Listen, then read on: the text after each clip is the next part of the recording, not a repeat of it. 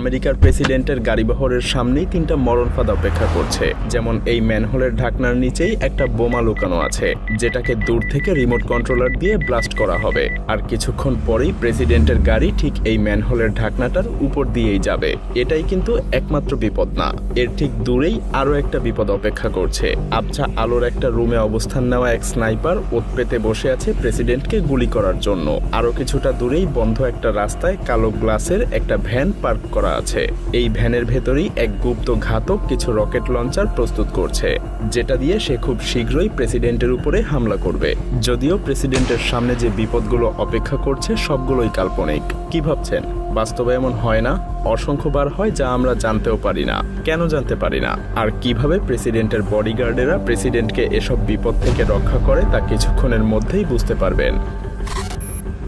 President যখন বোমা রাখা সেই ম্যানহোলের থেকে আরো 2-3 মিনিট দূরে, ঠিক ততক্ষণে বহরের সামনে থাকা একটা গাড়ি সেই বিপজ্জনক ম্যানহোল পার করে গিয়েছে, যেটাকে বলা হয় রাউট কার। পাইলট কারের সাথে এই গাড়ি এটা নিশ্চিত করে যেন রাস্তায় কোনো প্রকার বাধা বিপত্তি না থাকে। এর পেছনে থাকে বাইকের উপরে আরোহণ করা একটা দল, যাদেরকে সুইপার্স বলা হয়। সামনের গাড়ির সাথে থেকে এরাও নিশ্চিত করে যে রাস্তায় যেন কোনো বাধা বিপত্তি না থাকে। যাই হোক, সামনে থাকা এই গাড়িগুলো বোমাটাকে শনাক্ত করতে পারেনি। বাকি সিক্রেট এজেন্সির গাড়ির সাথে সাথে প্রেসিডেন্টের গাড়িটাও ম্যানহোলের দিকে এগিয়ে আসছে। যখনই প্রেসিডেন্টের লিমোজিন কার ম্যানহোলটা পার করে যায়, ঠিক তখনই এক সন্ত্রাসী রিমোট কন্ট্রোলারের বাটনে চাপ দেয়। কিন্তু কিছুই হয়নি। এর কারণ সেই রিমোট কন্ট্রোলারের সিগন্যাল কাজই করেনি।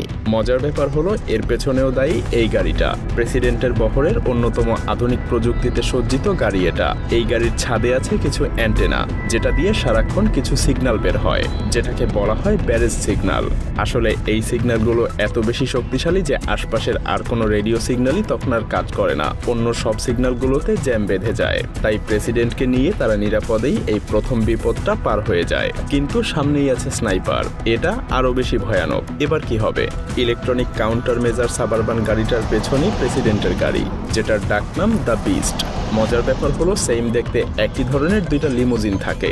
বাইরে থেকে দেখে কেউ বুঝতেই পারবে না যে কোনটা আসলে প্রেসিডেন্টের গাড়ি। লিমোজিনগুলোর পেছনেই আরো দুইটা গাড়িতে প্রেসিডেন্টের সবথেকে গুরুত্বপূর্ণ আর কাছের সিকিউরিটি গার্ডরা থাকে, যারা যে কোনো পরিস্থিতিতে প্রেসিডেন্টকে নিরাপত্তা দিতে প্রস্তুত। এদেরকে হাফব্যাক বলা হয়। পরিস্থিতি যতই খারাপ হোক, এই সিকিউরিটি গার্ডগুলো কখনোই প্রেসিডেন্টের সঙ্গ ছাড়বে না। তারপরের গাড়িগুলোতে কাউন্টার অ্যাসাল্ট টিম থাকে, যাদের কাছে যে কোনো হামলা মোকাবেলা করার জন্য ভারী অস্ত্র থাকে।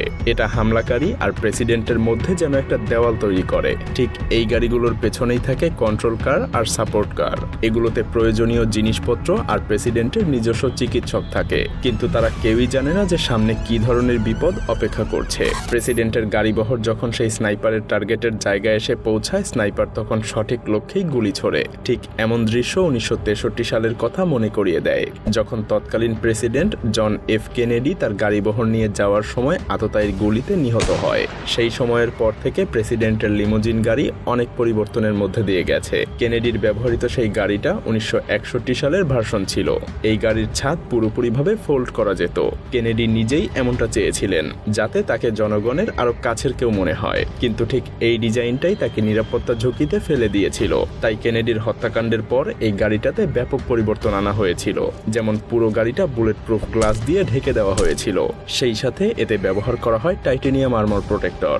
আর তাই আমেরিকার প্রেসিডেন্টের বর্তমানের লিমোজিন কার এমন যে এটা যে কোনো হামলাই মোকাবেলা করতে সক্ষম। স্নাইপারের গুলির কোনো সম্ভাবনাই নেই এই গাড়ির বুলেট প্রুফ জানালা ভেদ করে প্রেসিডেন্টের শরীরে বিদ্ধ হওয়ার। বর্তমানে আমেরিকার প্রেসিডেন্টের ব্যবহৃত বিস্ট লিমোজিন গাড়ির প্রথম ব্যবহার শুরু হয় 2018 সালে। এটা জেনারেল মোটরস কোম্পানি পুরোপুরিভাবে নিজেদের মতো করে তৈরি করেছে। দেখতে সেডান কারের মতো মনে হলেও এটা আসলে একটা ট্রাক প্ল্যাটফর্মের উপরে বানানো, কারণ এর সব আর্মর মিলিয়ে এর ওজন প্রায় 700 কেজিরও বেশি। সেই সাথে যে কোনো ধরনের রাসায়নিক হামলা থেকে বাঁচতেও গাড়ির ভেতরের অংশটা পুরোপুরিভাবে সিল করে দেয়া আছে। এর টায়ারে গুলি করা হলেও গাড়িটা নির্বিঘ্নেই চলতে পারবে। এমনকি এই গাড়ির দরজা 8 ইঞ্চি পুরু, আর দরজার হ্যান্ডেল একটা বাটনের সাহায্যেই লক করা যায়, যাতে করে বাইরে থেকে কেউ দরজা খুলে ঢুকতে না পারে। আর তাই এটাকে এক ধরনের লাক্সারিয়াস সামরিক ট্যাঙ্কও বলা যেতে পারে, কারণ এটা যে কোনো প্রতিকূল পরিবেশের জন্য একদম পুরোপুরি প্রস্তুত।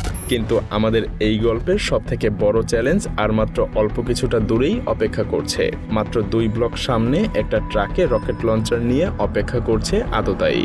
ও হ্যাঁ, প্রেসিডেন্টের গাড়ি বহরে কিছু বড় বড় ভ্যানও থাকে। এগুলো মূলত সাংবাদিকদের জন্য, যারা সারাক্ষণ প্রেসিডেন্টের সাথেই ভ্রমণ করে। তাদের পেছনের এই গাড়িটার নাম আইডি কার। এটা মূলত প্রেসিডেন্ট আর পুরো শহরের যোগাযোগ রক্ষা করে। আবার এর পেছনেই আছে হ্যাজার্ডস ম্যাটেরিয়াল মিটিগেশন ইউনিট। এটা এমন একটা গাড়ি যেটা যে কোনো বায়োলজিক্যাল, কেমিক্যাল বা নিউক্লিয়ার অ্যাটাকও প্রতিহত করতে একদম প্রস্তুত।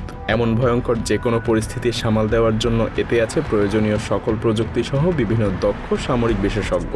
ছাদে এমন গোলাকৃতির গাড়িটার নাম রোড রানার। এটা পুরো বহরের কমিউনিকেশন হাব হিসেবে কাজ করে, যাতে করে প্রেসিডেন্ট সবসময় অনলাইনে থাকতে পারে। কারণ এই গাড়িটা সরাসরি স্যাটেলাইট আর ইন্টারনেটের সাথে যুক্ত থাকে। প্রেসিডেন্টের যে কোনো ধরনের কল বা ভিডিও কনফারেন্সের জন্য এটা পুরোপুরিভাবে নিরবিচ্ছিন্ন ইন্টারনেট সংযোগ দিতে থাকে। আর এই পুরো বহরের শেষের দিকে থাকে একটা লোকাল অ্যাম্বুলেন্স, যাতে কোনো বিপদের প্রয়োজন হলে অ্যাম্বুলেন্সে করে প্রেসিডেন্টকে হসপিটাল বা নিরাপদ আশ্রয়ে নিয়ে যাওয়া যেতে পারে।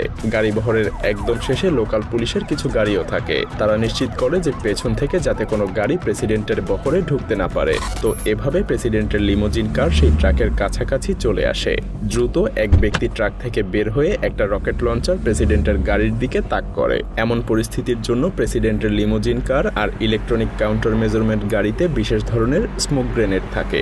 যখনই এমন পরিস্থিতি আসে, স্মোক গ্রেনেডগুলো নিজে নিজেই ব্লাস্ট হয়ে গাড়ির চারপাশে পুরো ধোঁয়ায় ঢেকে দেয়। এই ধোঁয়াগুলো এমন বিশেষ কেমিক্যাল দিয়ে তৈরি যে এই ধোঁয়াগুলো হিট সিগনেচার যন্ত্র দিয়েও ধোঁকা দেওয়া সম্ভব না। তাই আরও আধুনিক গাইডেড মিসাইল হলেও সেগুলো টার্গেটে আঘাত করতে পারবে না। এভাবেই প্রেসিডেন্টের গাড়ি সর্বোচ্চ বিপজ্জনক সেই এলাকাও ত্যাগ করে। আসলে শুনতে কাল্পনিক মনে হলেও আমেরিকার প্রেসিডেন্ট বা বিশ্বের বড় বড় নেতাদের সাথে এমনটা প্রতিনিয়তই ঘটছে, যার খুব কমই মিডিয়াতে আসে।